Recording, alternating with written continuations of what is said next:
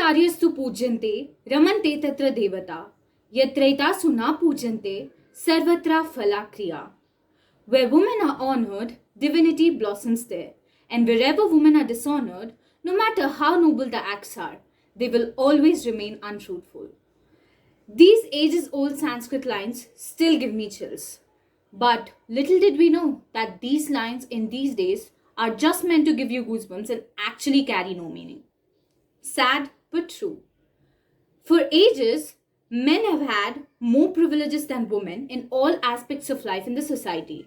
May it be societal status, equal pay scale, equal voting rights. But now we are in the 21st century and the world is moving towards gender balance. We are moving towards equality between men and women, may it be in societal status, equal pay scale, equal voting rights, and equal safety. What about equal safety? A question mark?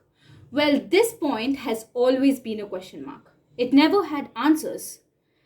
When we talk about overall development of the country, we often forget to calculate the safety index of women.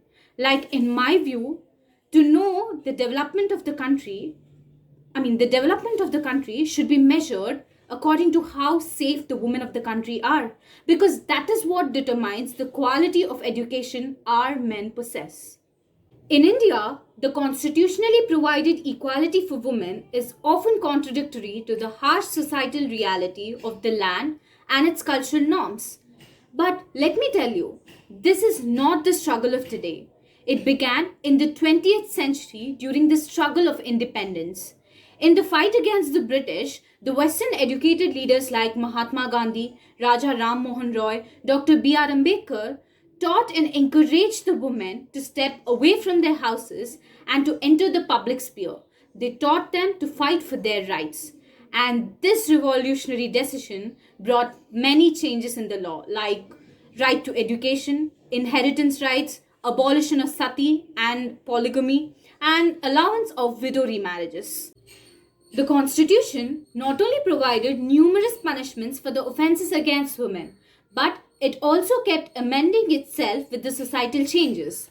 Like in the year 2013, the nationwide outrage over the brutal gang rape and death of Jyoti Singh in Delhi was the driving force behind the Criminal Law Amendment Act 2013.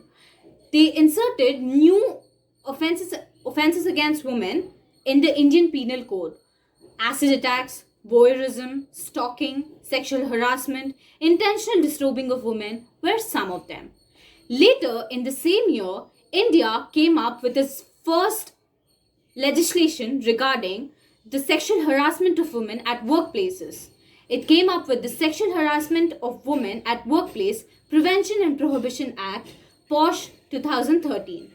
It also came up with the Maternity Benefit Amendment Act 2017, and in the year 2017 itself, the practice of triple talaq was abolished. It was set aside, saying it was unconstitutional. There is no doubt that we are in the midst of a great revolution in the history of women. Like, the voices of women are increasingly heard in the parliaments, in the courts, and in the streets. But let me tell you something, that women in our country had to fight for over a century to get their basic rights like right to vote, even though they were given equal status from the beginning itself. And why did this happen? This is because the women in our country are unaware of their rights, the rights which are given to them because of illiteracy, or it can be the oppressive tradition. So many constitutional provisions, so many severe punishments, and yet no change.